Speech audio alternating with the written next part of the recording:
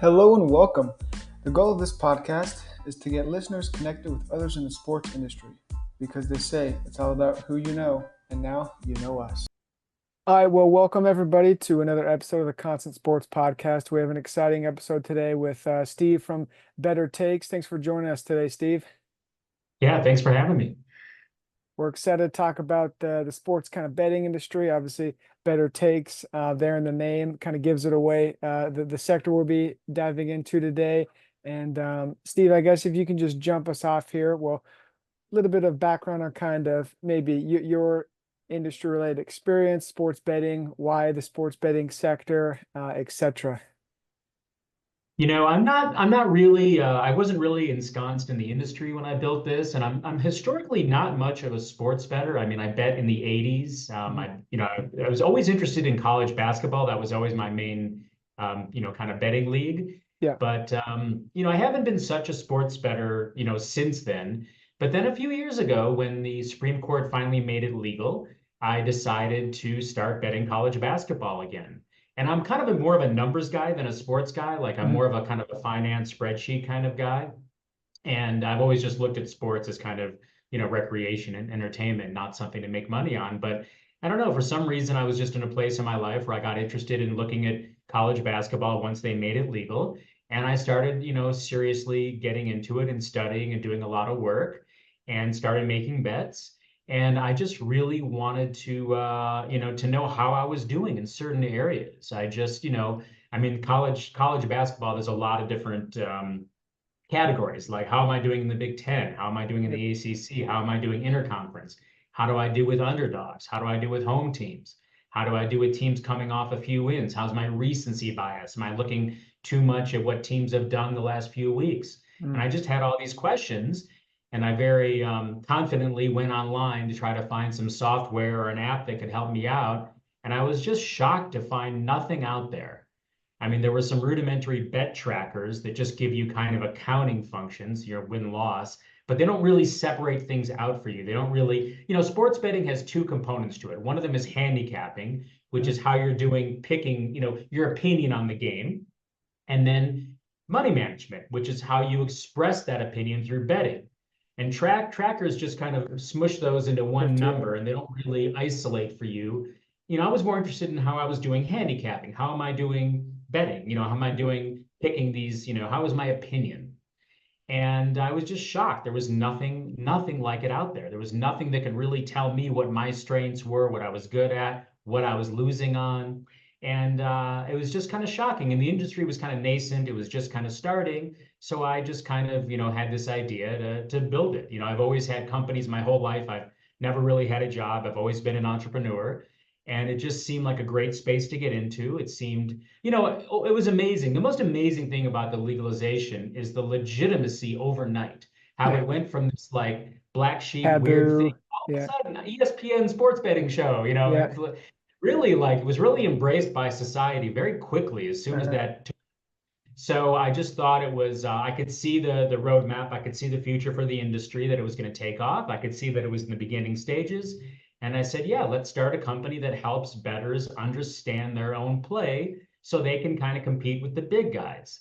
And that's what we did. So I got together with, I didn't really like, go out there and get a lot of money. I looked for friends first. And I had some friends that were in the industry, some decent names actually, and some just other friends I knew that had skills that could help us out. And now we're up to about, I think we're 7 or 8 people, most of which I've known for many years, or my friends have known for many years. It's a very Mhm. tight knit kind of family operation. And we just have, we've come a long way. We've built this app that really shows people, their strengths and weaknesses. But it all came just from me. It all came just from me trying to find something. Like if there was something out there, I never would have built this. Like, Right. it's just because I couldn't find it Right. myself. Find a problem and create a solution like a lot of good I guess businesses start, right? There's something they're trying to figure out and it doesn't exist, and so they just create it. But how long has this journey been since you created Better Takes with your friends and then their friends, as you said? It's been about 3 years now since we started it, and most of our history has been focused on development. Like we've Mhm. never gotten outside funding. We've all just, chipped in and thrown in our own money. So it's kind of taken a lot longer to Right. build the app to get it to the state we wanted. So we've been very development focused, and it's about 3 years now that we've worked on the app and got it to a point where we are kind of going for more mass marketing, which now with the big seasons starting, Yep. we're for the first time we're really going to be out there and market the app and try to do things like customer acquisition. We've really been focused on development until the last month or two.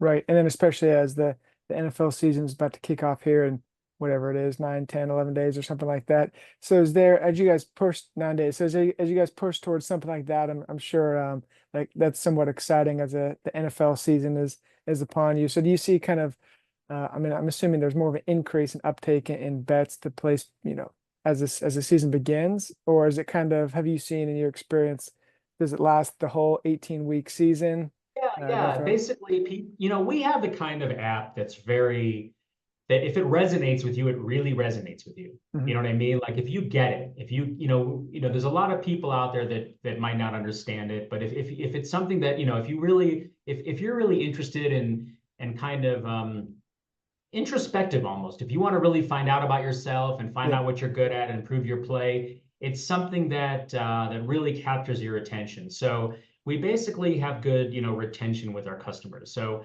they might find us in week 1 or week 2 or week 4, but they continue with us through the season. Hmm. So our app allows you to download your previous bets from any legal sports book in the country. So even if you come in a little late in the season, you can still download, or there's other ways to enter your back bets. So you can hit the ground running, no matter when during the season you come in. So it's not something that a whole bunch of people sign up and then get bored with. The Hmm. more effort you put into it, the You get. better your results are actually. So it kind of gets you more involved and more captured, as time goes on.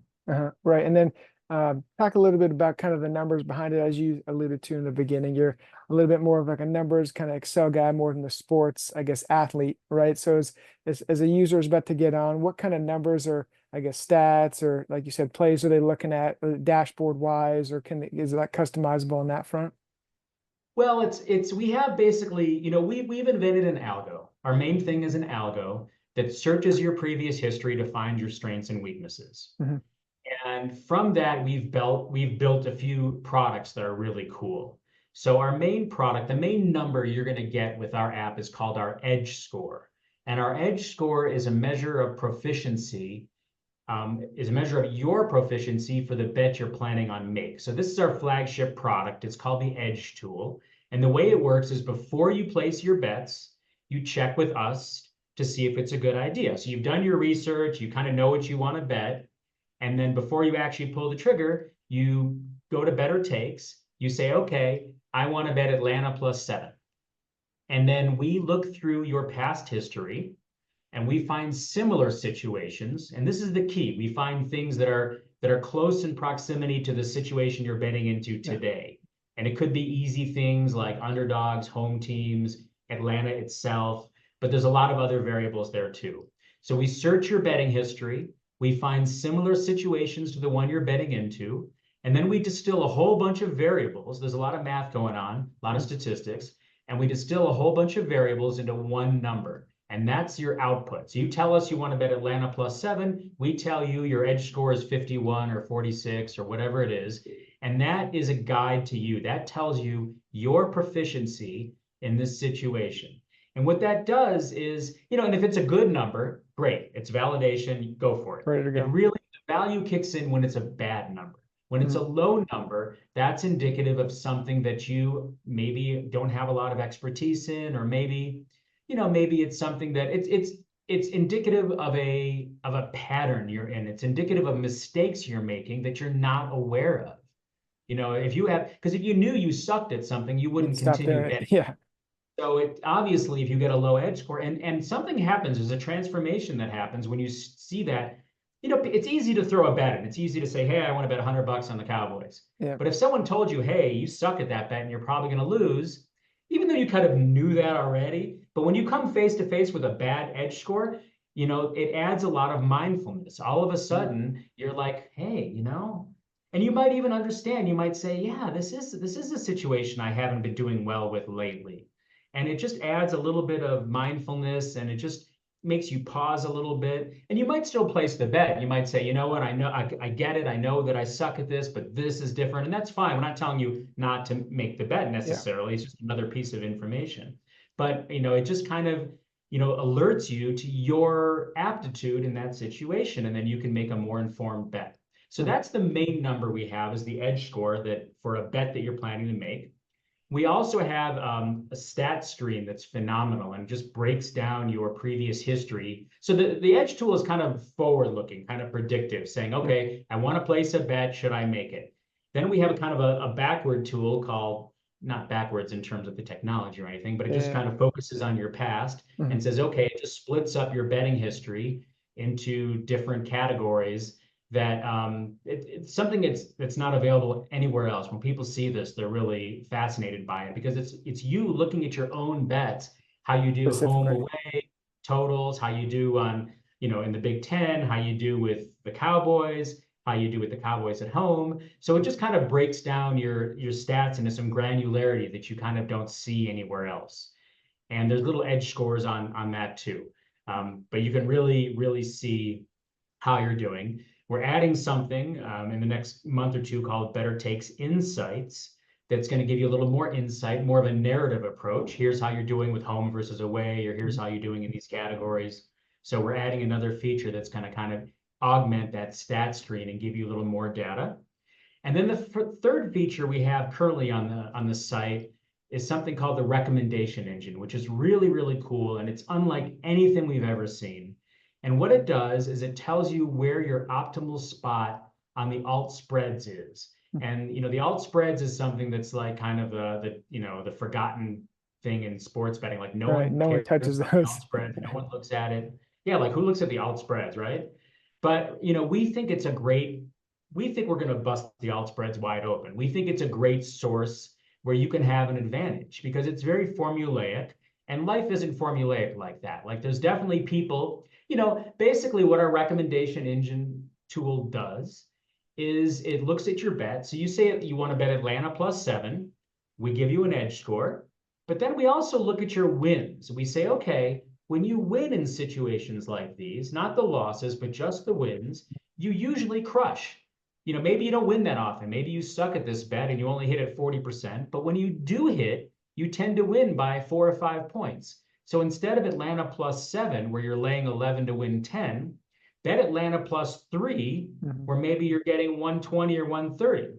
And that you're going to hit a little less often, but you hit it frequently enough to make up for, the increase in odds makes up for the instances The that you play. might not hit that you would have hit Atlanta +7. So the recommendation engine finds your optimum spot on the alt spread ladder, I call it. Mhm. And there's alt spreads for every bet now, right? Like totals, whatever. So you're not limited to just point spread and money line. Your opinion might be Atlanta +7 is a good bet. You might not really have an opinion on Atlanta +2 or +3, Right. but we're going to tell you that, hey, that's your best bet. Atlanta +3 is where you should bet to maximize your return. Mhm. And Yeah. we have just a very extensive roadmap with all kinds of cool features coming up. We're continually adding features. None of our features, nothing we have on the site has any opinion on the games or the bets whatsoever. We're only looking at your data. We're not looking at stats or trends or players. We're just saying, when you bet into this situation, how do you usually do? Mhm. Yeah. One, I like the kind of the personal, introspective type of look. It's like, okay, take a look. Because I feel like anytime someone places a bet, it's this is gonna hit, right? Like no one's ever placing a bet that says, this won't hit. I mean, obviously that defeats the purpose. I think kind of getting numbers and looking kind of at your own score and being, saying, okay, I do suck at that, or, actually surprisingly am good at, the Los Angeles Angels home games or whatever it is, right? I like that kind of concept of it to bring that to the table. And then I was curious regarding the strength and weaknesses. I'm not sure if you can see this or not, or what your opinion is, but are there certain strengths or certain over-unders or home and away or spreads or whatnot that people think they're good at that they're actually not? Have you seen anything like that? Well, my personal experience, I mean, it's funny. Like I said, I've been an entrepreneur my whole life. I've always started companies. I've always been employee number one. Mhm. So it's not very surprising that when I bet college basketball, I bet underdogs because, I identify with the underdog, right? I Right. don't want to see Carolina and Duke win, right? So I bet underdogs, and that's kind of my thing. I mean, my big score was Villanova beating Georgetown. You know what I Okay. mean? That was Yeah. like, so that's my thing is betting underdogs. That's kind of like in life, that's my philosophy. I'm not a favorite guy, I'm an underdog guy. So I was shocked to find out after a season of betting college basketball that I'm much better betting favorites than underdogs. Like, and it probably makes sense. It probably because I have a higher like hill to overcome. I don't Right. want to bet favorite, but if they're giving away money, I'm going to bet it, right? Of course. So it's really shocking how to me that I'm just an average better with underdogs and with favorites. I knew I was a winning player and I knew I Mhm. was winning a little bit, but I had no idea that the area that was putting me over the top was favorites. Yeah. Like I never would have guessed that ever. Right. And one of our partners, my partner Bobby Firestone, who kind of is known a little bit in the betting world, what was really surprising to him was how much better he is at totals and over unders than Hmm. at point spread and money line bets for Yeah. every sport. He's just a master at totals, and he just racks up these incredible edge scores and win losses and totals. And he just had no idea. I mean, he knew he was winning, but he didn't really know how diverse that his skills were between betting the money line and point spreads and the totals. So our own experience as our partner, we love the app. We use the app all that. We built it for us. Let's face Yeah. it. So yeah, so really our personal experiences, it's really shocking to us, like that it's really pointed things out to us that we never would have known otherwise. Yeah, no, that's awesome. It's fun to hear that those kind of, I guess, war stories you could say, and getting that real time personal data to back it up. And I feel like every a lot of the industries have kind of you do your own homework, you do your own research, and then in sports betting it's just kind of willy nilly out there, not knowing much about yourself. So it's good to hear. And then as you've kind of touched on a little bit, you've been employee number one, and been in the entrepreneur space, and now taking on a new project here as can you talk to maybe some of the biggest challenges that you face with Better Takes? I guess you said you've been on the road for 3 years now, trying to build this company. So what are some challenges kind of going into building a startup, especially in the sports betting space? The biggest challenge for us has been, there's some things that usually people have trouble with, like development and technology. That Mm. our CTO is kind of a lifelong friend of mine. We've been friends since we were 15, like 40 years. So we have a great development resources. The challenge really has been in our narratives and to explain to people. Like Mm. we really thought it would take off more organically.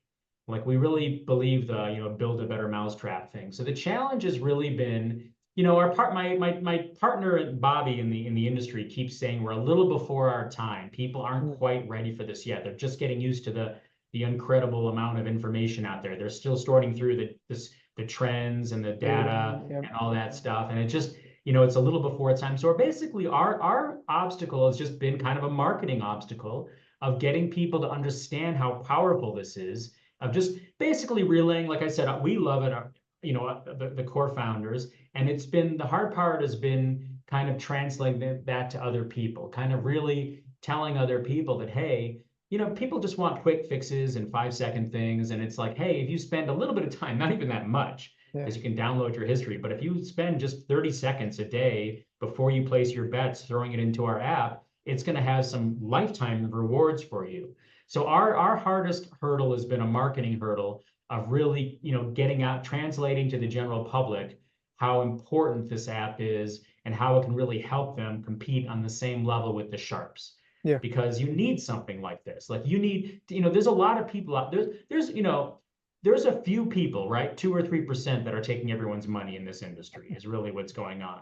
And we can give you the tools to compete with that. And it's really important. You know what I mean? Like you need to be, if you want to compete with these guys with all this info, you need to be at your best. You can't afford bankroll leaks. You can't afford to keep making the same mistakes over and over. So our hurdle has been just really getting that out to the public and really letting them know that this is something, and everything I've told you is free. Like Hmm. there's no, we have from now on, our features are going to go behind paywalls. But I mean, we have our free features are pretty incredible.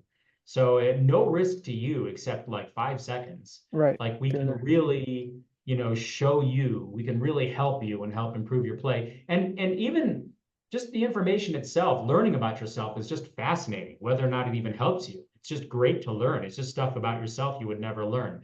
So our hurdles, we've been like we've made good crossroads in the industry. People know about us. Everyone thinks we're cool. We're one of a kind. We have really no competition. There's really nothing, no one out there doing what we're doing. So the industry understands us, and anyone we explain things to understands us. But our biggest hurdle is just putting things in our narratives in bite size. Really is really just getting to the day in and day out and better and saying, Hmm. hey, we know you're sick of using 8 different apps, Yeah. but this is one that really you should look at, and this is one that should bubble to the top.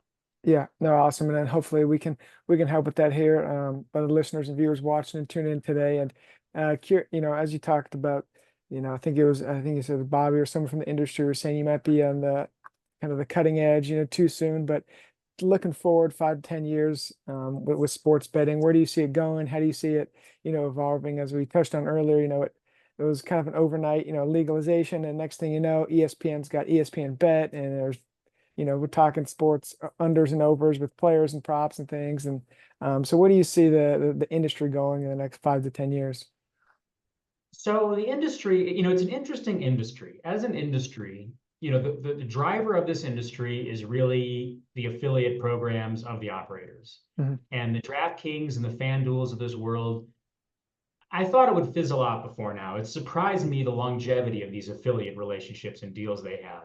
Yep. And basically, all sites like ours, I mean, the betting industry is divided into two sites: the operators, the DraftKings and the FanDuels that take your bets, and everybody else who, one way or another, is selling you information. Hmm.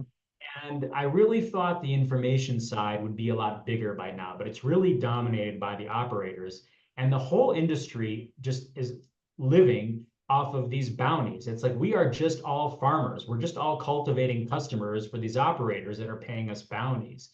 And I think it's a strange dynamic. It's lasted longer than I thought it would. So the trend that I see happening, what I think is going to happen is this is going to dry up at some point and the land grab is going to be over.